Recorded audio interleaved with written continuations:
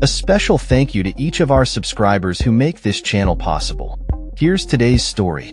In a bold move that has sparked intense debate, the Trump administration announced plans for a significant expansion of oil drilling off the coasts of Alaska, California, and in the Gulf of Mexico. On Thursday, the Department of the Interior proposed 34 lease sales aimed at drilling in these waters through 2031, a stark contrast to the Biden administration's limited program that permitted just 3 lease sales, all confined to the Gulf of Mexico. This new initiative would encompass lease sales in 21 areas off Alaska's coast, 6 off the Pacific coast, and 7 in the Gulf of Mexico, marking the first time since 1984 that the Interior Department has allowed new leases in the Pacific, according to the Congressional Research Service.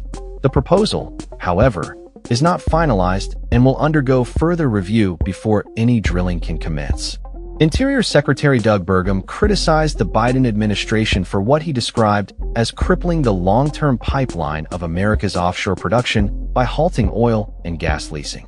In response, more than 100 Democratic lawmakers voiced their opposition to the plan in a letter addressed to President Trump and Secretary Burgum. They expressed concerns that expanded oil and gas leasing could pose risks to the health and livelihoods of their constituents, endanger tourism, fishing, and recreation economies, and threaten marine life along the coastlines.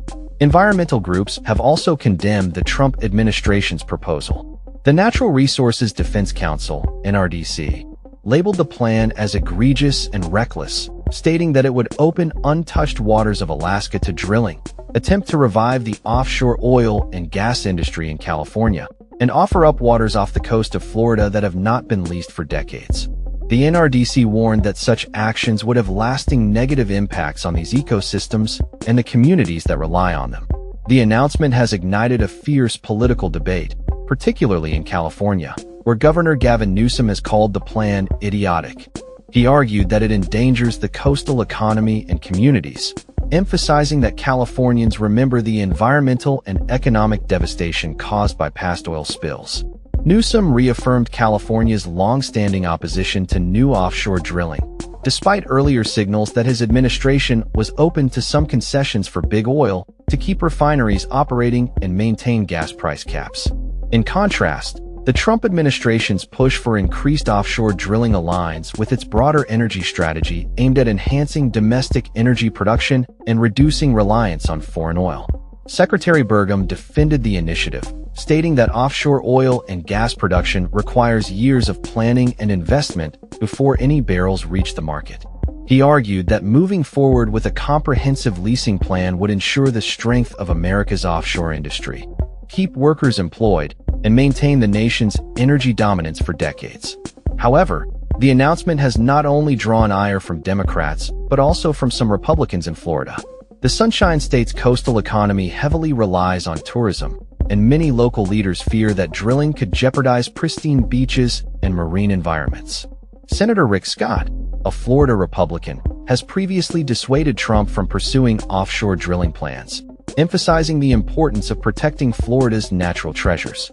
As the debate continues, the proposed schedule for petroleum leasing in federal waters includes up to 34 auctions from 2026 to 2031, with 6 sales planned off California's coastline, 21 off Alaska's coastline, and 2 in the eastern Gulf of Mexico.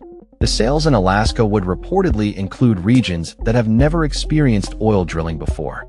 This push reflects Trump's ongoing efforts to roll back environmental regulations established during the Biden administration, which he has criticized as detrimental to the economy and energy independence.